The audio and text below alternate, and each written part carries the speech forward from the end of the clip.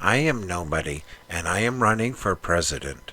I feel it is time that the American people have a candidate that they can agree with, they can listen to, and will also listen to them. This is my platform. I am nobody, and I approve this message. This message was recorded and paid for by the Nobody for President Political Action Committee Group. Trust us. Well, hello again, ladies and gentlemen. This is your friend Noe. I hope you enjoyed the little intro of, your comic relief for the day. But why I created and made that little ad, so to say, political ad, is to prove a point of what has happened to, sadly, the big majority of Americans today. It's those political ads and those words of a politician that keep them in their little bubble of convenience. Well, if I can elect this person into office, then I won't have to do it for myself, and they'll take care of it. And well, let's not forget about the convenience of these little things. Yes, I have one of these. It is for emergencies only. If I go somewhere or something happens and I need to get in touch with rescue or anything because of my lung problem, I have this. This is still just a track phone. So you put minutes and you buy the time that it's activated, and that's all it's used for. Other than that, it sets over here. But how many people today, this is their life? Oh, I'm going to order some food, and I'm going to do this, and I'm going to do that, and blah, blah, blah, blah, and I'm going to get the news. And they live on these things. They can't live without them. And our government has created the same kind of convenience on purpose, because now you are trapped. Anything happens. Anything. What are you going to do? People grab their phone. Okay? You wake up one morning. There's no power. There's no internet. There's no phone service. What are you going to do? Right now, the convenience within society, people, I want to eat. I'm going to go to a restaurant and I'm going to have a meal and good to go. Or I want to eat. I'm going to run down here to the local supermarket and I'm going to buy some food, come home, prepare it, and have my meal. Oh, I need some gas. I'll run down to the local gas station.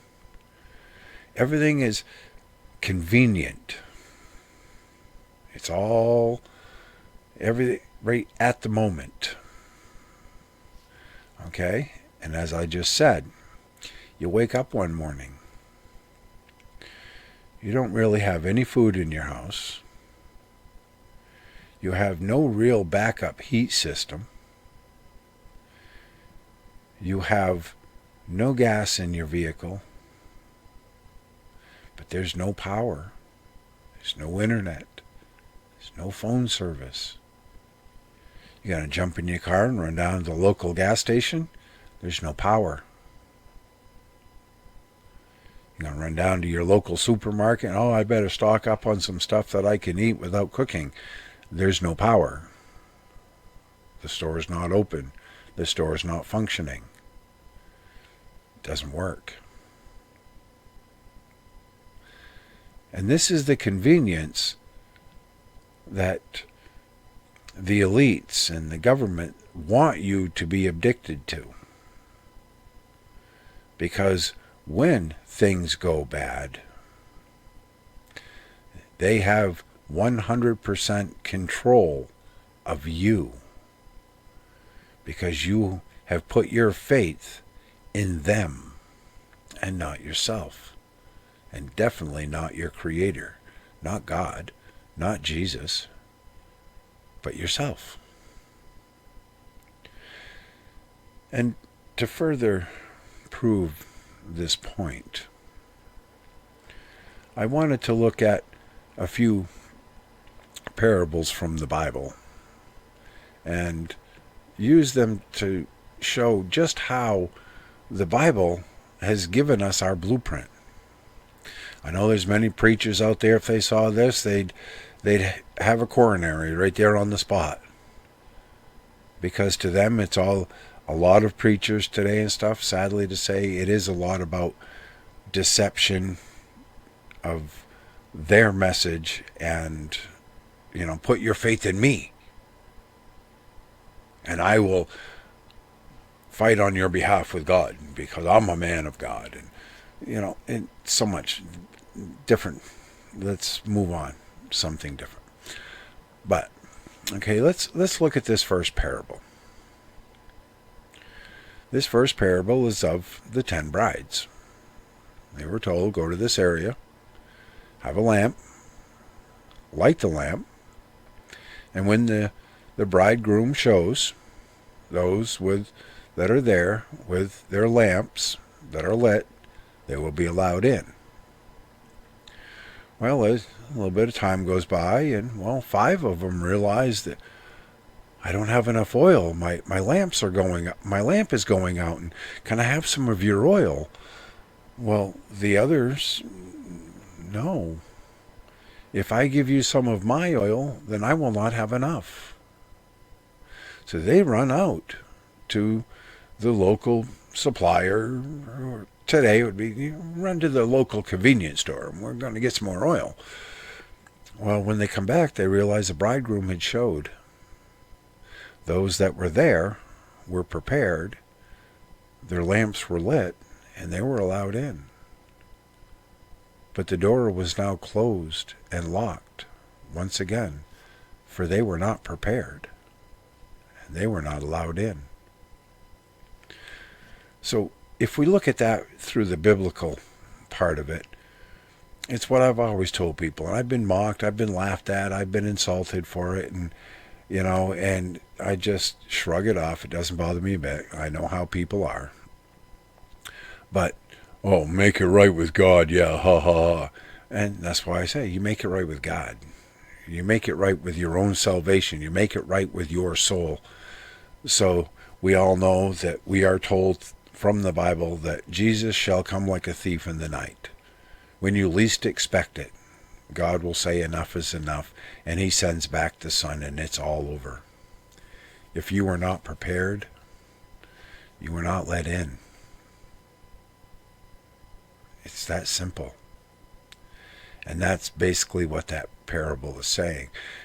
But now let's put that into perspective of today with convenience. Well, 5 of them, they took their lamp and they put oil in it and they lit it, but they prepared for the unknown, and they brought extra oil. 5 did not. So what did they do? It's just like you woke up in the morning and you had really no food in your house, and you run down to the local store, but there's no power. You can't get food. You're now without. It was the same with them. For the convenience of, we'll just run to the supplier and get more oil and get back here. Well, it was too late. The bridegroom had showed. You were not prepared. The same thing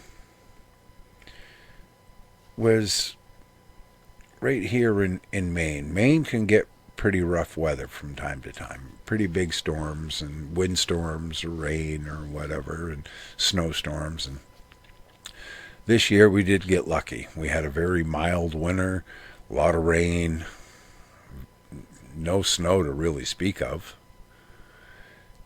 But last fall, big rainstorm came through, high winds, 50, 60 mile an hour gusts ripped through Maine.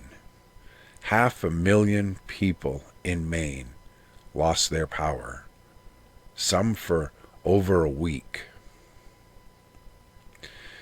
Me, as you see, I want to show you these pictures. This is my yard. This is the trunk of the tree. I know the picture doesn't do it justice, but believe it or not, that trunk, that part of the tree that's left, is up there 35 to 40 feet in the air. This next picture, this is where I have started to cut the branches and stuff off so we can handle the branches, and then I'll deal with the log. I dealt with the log by, I make like a natural fence, and I block off where I have a large patch of raspberries. And this is, I mow right up to these logs and stuff that I put there over the years. But this is about a 20-foot or so piece, because the tree overall was 60 to 65 feet tall. And as you see in this next picture, I put my foot on one spot that was split, where it shattered and everything when it broke off and it came down. And as you see from my foot, I got a big foot. It's a size 12 triple E. So it's very wide, size 12 long. But you can see this is the size of that tree that came down. And miraculously, I don't know how, but we never lost power. We didn't lose our internet. We didn't lose power. Everything was functioning great. And so we made it through. But now here 2 weeks ago, unbelievable. Hardly no wind, very little rain. You know, sure, we had a few 20, 25 mile an hour gusts. That was it. But because of the winter we had, there were a few trees that were just hanging on by a thread.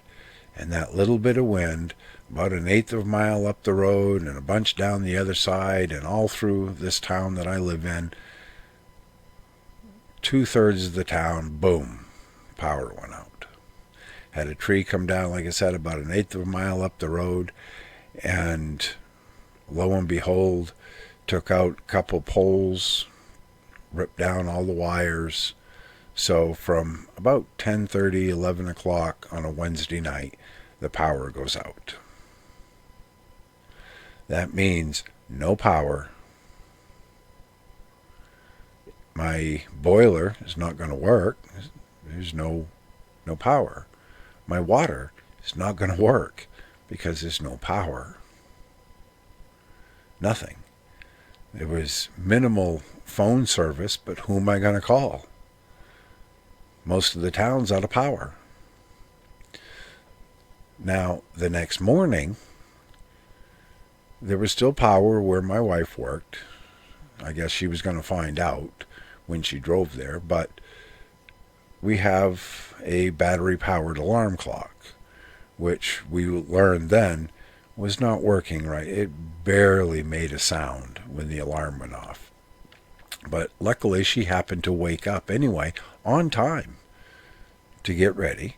But before I had laid down in the dark to go to bed, I had always kept a camping percolator for coffee. And I have a big cast iron wood stove for heat. That's what I use in the winter and for this exact reason. So before I went, I had made up, we've got a lot of water stored, so I filled up the coffee percolator, the camp coffee percolator, and made some coffee, made sure it was all ready to go, and sat it to the side. And when she got up, I mentioned to her, I said, just take an oven mitt with you and go down. On the wood stove, I got the coffees all made down there on the camp percolator. And so she had some coffee, and and she got ready and she went to work. Well, of course, I have a crank. We have a crank or a solar powered radio. You can also put batteries in it. We have rechargeable ham radios that I can tune into the frequency, the emergency frequencies, and I can hear what's going on there and monitor them. And I have a radio to listen to, and I sat back for most of the day and played with the dog and played solitaire and stuff like that with the cards, and I done what I could around the house because, there's no power. Kept the wood stove going. But now look at this picture. This is how we prepare, and I have prepared. We have food stored for these reasons. And here you see there's the percolator for coffee, and there's a pan of, my son got a deer, and my other son hit one with his car, and the one that hit one with the car, he doesn't eat deer meat, so I had that deer meat. And so I'm cooking up some deer meat, and you see there's a pan there with some corn in it, and another pan with the lid on it. The water's boiling for potatoes, and there's my supper. There's our supper for when the wife gets home. So it's all prepared. The wood stove for heat. We have lights. We have solar-powered lights that go into a mason jar that you charge them up in the sun, and now we have these jars setting around. We also have, yes, battery-powered ones and chargeable flashlights that we can go right out to her car. That, she knew that on her way home, she made sure that the car, a gas station that had power, she got gas, and if need be, I also have a storage of some extra gasoline and things like that. So it's all prepared. It's not hard to do, but you have to think ahead. So now, these other two parables, real quick. The first one is of a farmer. This one year he had a bumper crop. He was overwhelmed with joy of how much he got. And wow, there's enough here for years. But I don't have the storage. So he tears down the 3 storage sheds that he has, and he builds one massive one to store all of his harvest. And now he's all happy. And look at the convenience. I don't have to do anything for years because look at it all. It's all set. I am set for years. Well, his life was called that night. More or less, he died. Nobody got it. He didn't have it. People didn't have it. Nobody had it. It was wasted, gone. The second one is the man. It's the treasure, it's called. This man is a handyman, and he does work, and there's this plot of land that needs to be fixed up and cleaned up and everything, because it's going to be up for sale. Okay? So while he's doing this work, he comes across this treasure. Wow. Now, he could have just taken the treasure and gone home, and nobody would have been none the wiser, and it would have all been his. But he was a righteous man. So he covered it back up, and he left it there, and, well, he went home. And he commenced to selling everything he had. Everything. There was nothing left. There wasn't a fork or a spoon or a plate, nothing. He sold it all. Didn't quite have enough, so he sold his house. Now he has enough to buy the property. So he buys the property. And then this time, what you find on your property that you own is yours free and clear. It's yours. You bought the property, so he buys the property. Yes, the biblical side of it on this was give up everything in this world, and the treasure at the end is heaven. You give up this world, and the real treasure is not what's in this world, but it's at the end. So when we put this into for convenience, the first man chose convenience instead of helping people and, okay, I'll keep what I need for myself and for planting it, but he chose convenience. So he wouldn't have to deal with nothing for a few years and stuff because he had such a bumper crop. So instead of helping needy people or whatever, nope, he kept it all to himself. And it ended in disaster because it ended in his life being called. It's all wasted. Second man gave up everything, knowing it was going to be inconvenient. Sure, now he's got a piece of property, but he's got nothing. He got no necessities, no home, no nothing, but he has the treasure. Free and clear, honestly, legally, and righteously. So who was the winner? The man with greed or the man with righteousness? The man who chose convenience or the man who chose inconvenience? Trust me, when you have to start using a wood stove, or if it was summertime, the fire pit out back, or the barbecue grill and stuff to cook, to maybe heat up water to clean some dishes, or even yourself, or it's inconvenient. But you're surviving. You're surviving comfortably. But the people that choose convenience when natural disaster or something happens, who's more inconvenienced? Well, they are. They have no food, they have no heat, they have nothing. And what are they doing? They're screaming for somebody else to do for them what they were not willing to do for themselves. So hopefully you got something from this. Of convenience is not always the best answer. Politicians are definitely not the answer. Put your faith in yourself, family members, and God, and you'll always come out with a treasure at the end. Always. So be safe. And until next time, ladies and gentlemen, God willing, this is No Way Out.